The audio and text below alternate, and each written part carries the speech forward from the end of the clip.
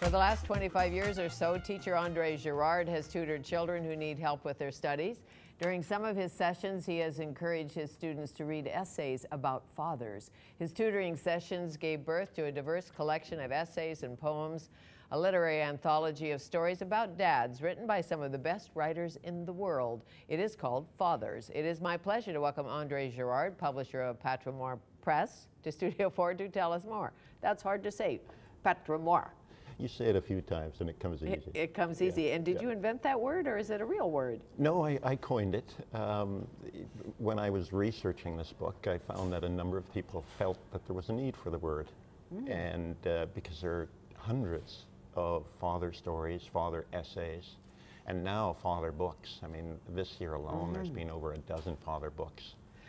Lots of poems about dads. Very famous poem about, I think it's about his dad, Dylan Thomas. Dylan Thomas, Do Not Go Gentle Into That Good Night.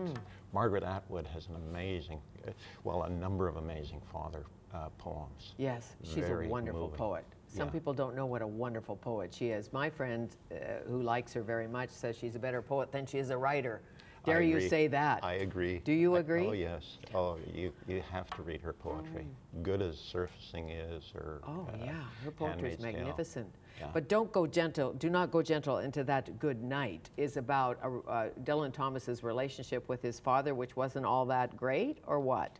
No, it was not that good, and there was rivalry of a sort. His father had wanted to be a poet and hadn't really had perhaps the courage to do so, and Thomas was a wild young man. He's notorious for his drinking bouts. Yes. And he wrote this poem while his father was still alive, while his father was dying, but still alive. But he was careful, I think, not to let his father see it.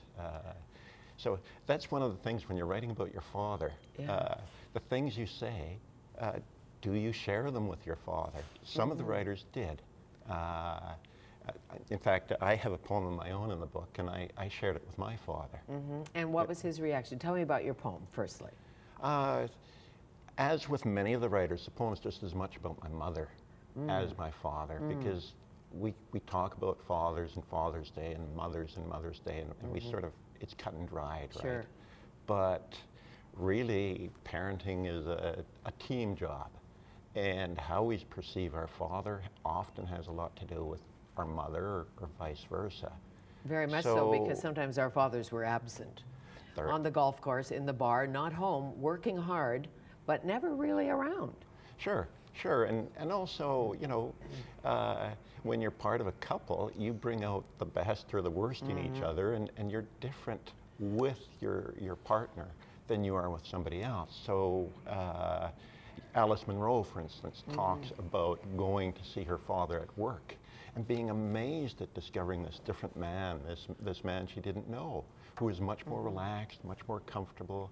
At work. She shares, he worked in a foundry at that time.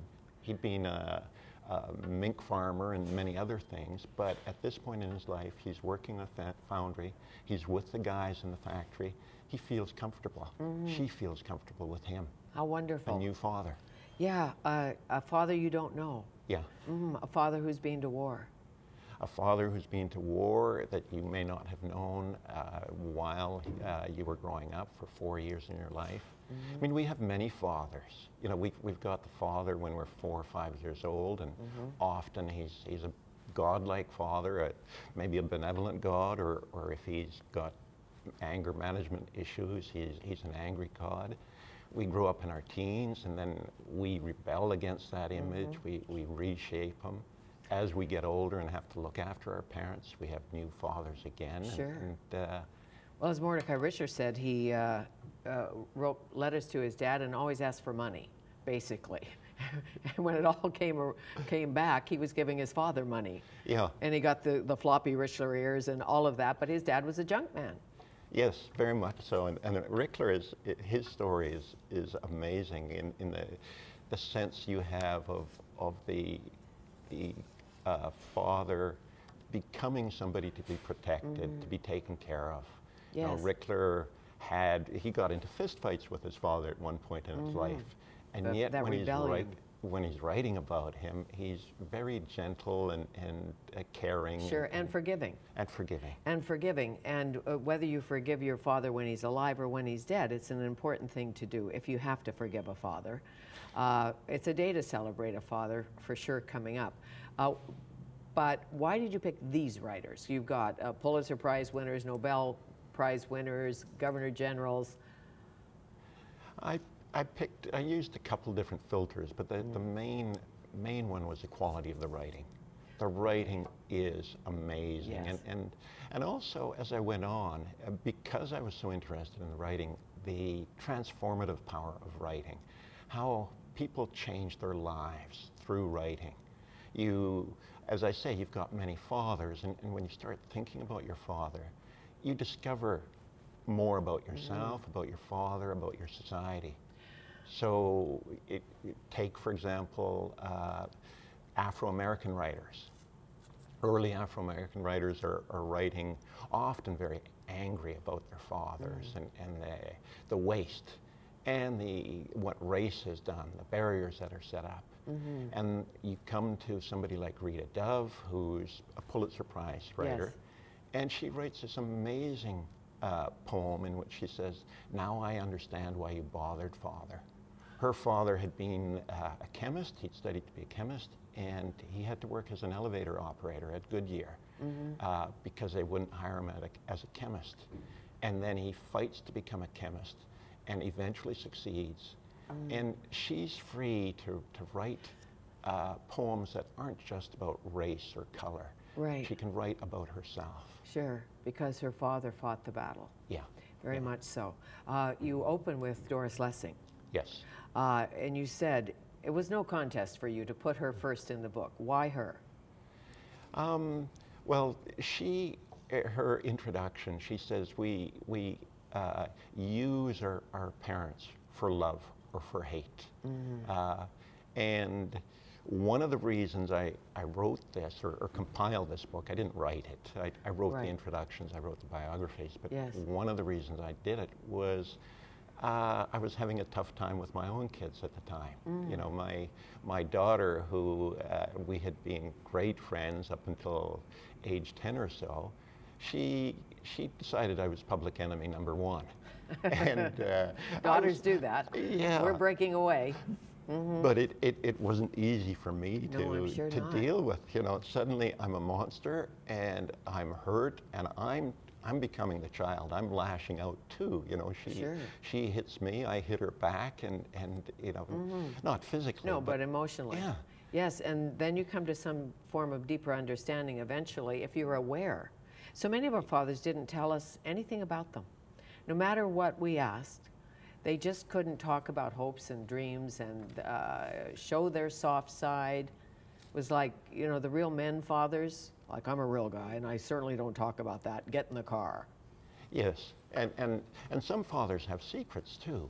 You know, some of them are homosexual, closet homosexuals, say, or they have work that they don't share, or or trauma in the past that they want to shelter the child from. That there are all kinds of reasons why fathers don't share. Sure. But as you say, often it's also how they think of themselves as men and as fathers, not sharing emotionally. But as you suggested earlier, Dylan Thomas, he was marked and scarred by his father. But he got the gift of writing from his father, or something. There's always a gift there, if you can call it a gift. Yes. Yeah. And we use, again, this idea which Doris Lessing talks about. We use our parents for love or hate. And you have, say, somebody like Sylvia Plath, whose father dies when she's 7, and she turns him into this Nazi monster. Yeah. You know, and just, you read the poem and you go, wow. Yeah, it's really interesting because you're allowed to. Yeah. You're allowed to because they're related. You know how sometimes we treat our parents way worse than we would ever treat a friend. We'd never say that to a friend, but we can say it to dad or we can say it to mom, or we can act out at home. Michael Ondaatje said, "Brother, if you don't come to terms with the ghost of your father, it will never let you be your own man." Yeah, yeah, and we, again, so much of it is unconscious. We don't think enough about our relationships with our parents often. Maybe when we get to middle age, we start thinking about it, you know, Sure. as we're looking after our parents or dealing with parents who are getting older. And sometimes people will say to someone, "You're just like your dad." And sometimes that's a compliment, and sometimes it's not. Yes. You know, if your dad was a drunk, that's not so good. But you can love a drunk, and you can forgive a drunk. It's Yeah. never easy when they're gone, but you can. Yes, and there's a poem about that. In fact, Theodore Rothke has a wonderful poem about remembering dancing in the kitchen with his father. He's a small boy.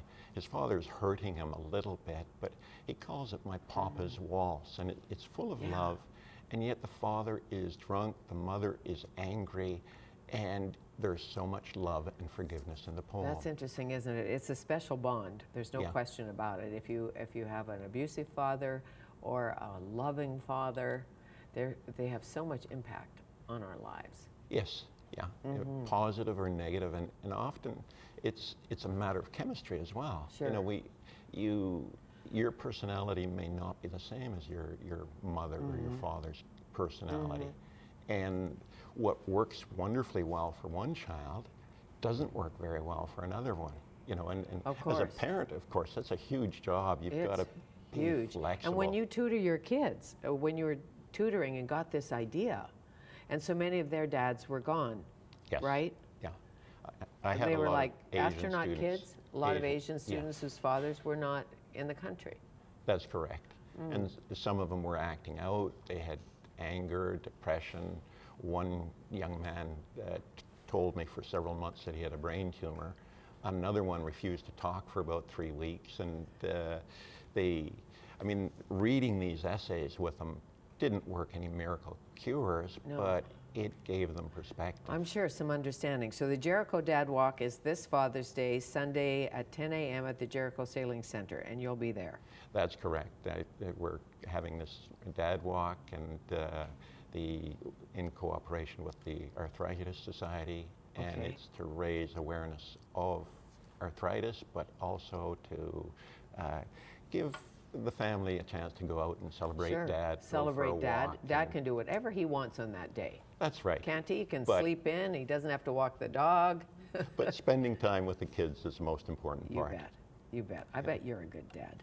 Oh, I try. I'd have to ask the kids. I have. That's correct. They're the ones who are the judges. Thank you so much.